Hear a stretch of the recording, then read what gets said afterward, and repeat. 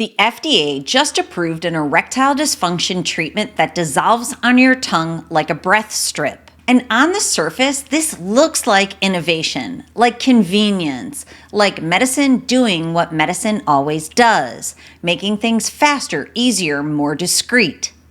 But when I saw it, I didn't just see a new product. I saw a signal. Because when treatments start becoming invisible, it usually means that the condition itself is becoming so common that we don't even want to talk about it anymore. And of course, that raises a much more important question that almost no one is asking out loud right now. Why are so many younger men suddenly dealing with erectile dysfunction? Because this isn't just happening in men in their 50s and 60s anymore. Searches for ED at 20, ED at 30 are on the rise, and doctors are quietly seeing it more and more. And that should stop you for a second, because erectile dysfunction can technically happen at any age. But the reason why it's happening earlier requires looking somewhere most people never look, which is their brain. This video is brought to you by my HarperCollins published book, Mind Over Explicit Matter. If you're ready to quit porn and reclaim your life mentally and physically, go over to drtrishleigh.com/book. We see that here in 155% rise in searches for ED in the younger ages. That should be a cause for pause. If you zoom out, you start noticing something interesting happening culturally. Treatments are becoming more discreet.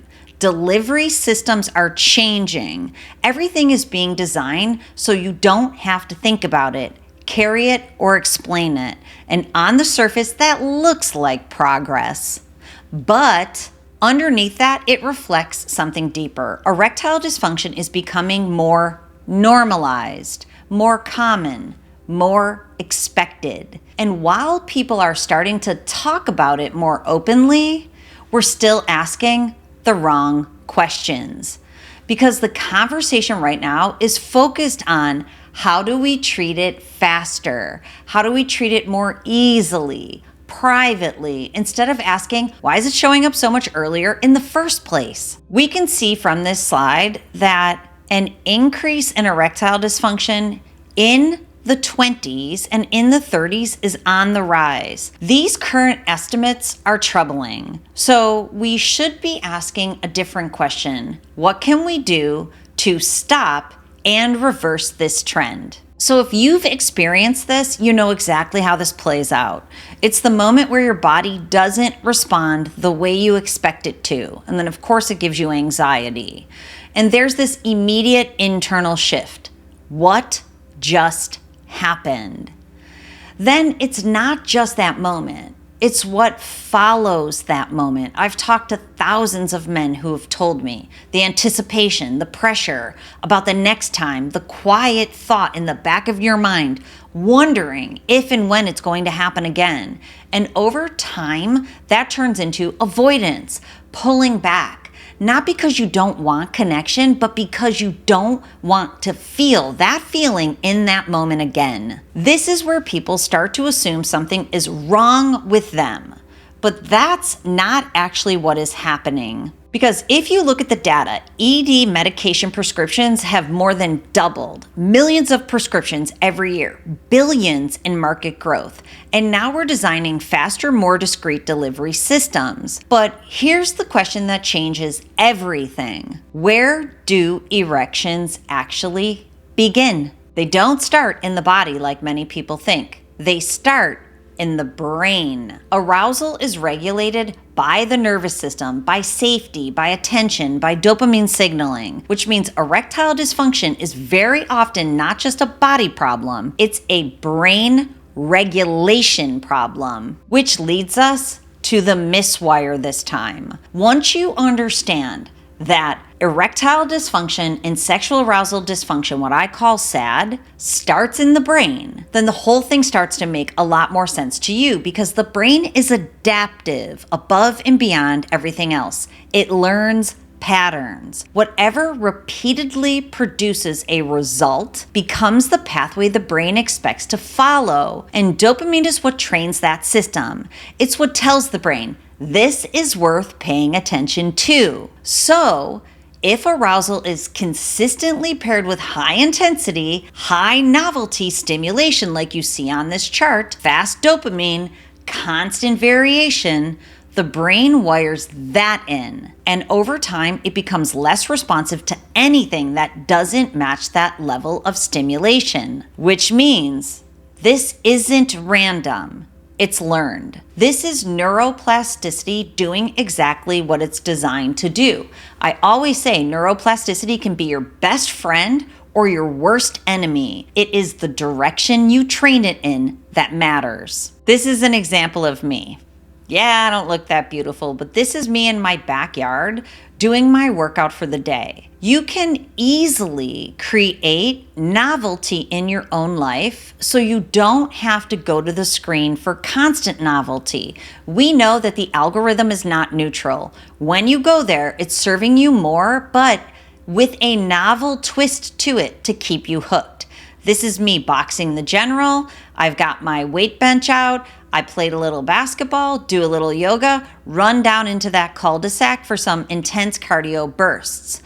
This is how you can create some novelty, and if you stay with me till the end, I'll show you another way. And we can actually see this in research. When scientists use brain imaging to look at how people respond to sexual stimuli, what shows up is activation in the brain's reward circuitry. This is the same system that governs motivation, anticipation, and drive. Dopamine amplifies that response. It increases activity in those circuits, which confirms something really important. Sexual arousal is not just physical. It's driven by the brain's reward system. So if that system changes, arousal changes with it. Now let's talk about what that looks like in the brain, because this is where it becomes very real. In this brain pattern that I have on the screen, we can see something that's called alpha response. Alpha response is the difference in the way that the brain is supposed to perform between the active state and the resting state. What we see here is on the left-hand side, active state. On the right-hand side, resting state, and there is a significant increase in the alpha response, which is also shown here as the brain bulb at the bottom. Alpha response is supposed to go up by 50%. In this case, it goes up by 198%. That is a very large increase in alpha response. The highest I've seen it is 351%. The reason it's green is because the databases haven't even caught up with science yet. That's why I've done a scientific study with over 200 brain maps identifying PIED, porn-induced erectile dysfunction, and the pattern includes this brain pattern. So I want you to know, erections don't start in the body, they start in the brain. The brain's reward system generates the signal. Dopamine drives the motivation and anticipation. The nervous system carries that signal through the body, and then the physical response follows. If your brain is accustomed to getting high levels of that relaxation mode from the screen, namely from explicit matter, this is when the signal becomes inconsistent with your partner. Your brain has been trained to need very high level intensity to be able to become aroused. Like I always say it, on a 1 to 10 scale of healthy arousal, your brain has been trained to need level 15. That is too much arousal, which is why now your brain can't be aroused with your partner. Which leads us to the rewire. This is where it becomes so empowering, because if your brain learned the pattern in the first place, being aroused to unhealthy situations, it can unlearn that pattern and it can relearn a new one. This doesn't require a prescription. It requires rewiring in those pleasure pathways in your brain. And then, of course, the pleasure pathways in your life. The brain is neuroplastic. Dopamine pathways can recalibrate. The nervous system can relearn how to regulate. And when that happens, arousal becomes accessible again, not dependent on something else, not forced, but fully natural again. And this is exactly where training the brain comes in, because if arousal is a brain-driven state, then improving brain regulation directly impacts performance. In my program, which I call Regulate First, I use neurofeedback, which allows your brain to train the new patterns, to reduce the stress response, to increase regulation, and to stabilize. And when the brain becomes more balanced, guess what? The body follows suit. And what you start to see is a shift, not just in performance, but your system as a whole. Better nervous system regulation, more stable dopamine, less stress activation, improved emotional control, they all lead to a more stabilized and organized nervous system, which allows the return of responsiveness and motivation that no longer feels forced. This will play out in intimacy, but it'll also play out in your work, your hobbies, and your relationships. There is a very simple way to start by supporting your brain using technology to calibrate it. So when you use technology, you can look forward to this. This is measurable data of one of my actual clients, and improvement in brain performance, then of course in responsive arousal performance too, where you can see this is basically strained brain. The yellow line and the red line here and these blue dots, they indicate too much stress activation, too much of the need for high intensity stimulation, that's the yellow line, not enough of natural relaxed stimulation from inside, that is the blue dots. So you can see red line and yellow line come down, and eventually blue dots come up. This person's brain is significantly more regulated, more organized, stable, and has the capacity, has the natural capacity to be able to become aroused with a partner. Many times that arousal comes back online by itself, but sometimes then it requires healthy practice of intimacy with a partner. Because remember, if your brain is trained to explicit matter, it's the opposite of healthy intimacy. Explicit matter, you click a button and your brain goes from 0 to 60. When it comes to healthy intimacy, it doesn't work that way. You have to work for it a little bit more. Okay, so your brain hack strategy for the day. First of all, let's talk about getting some healthy sleep. When it comes to sleep, it restores dopamine sensitivity. Stress suppresses the arousal signal, so we have to improve stress.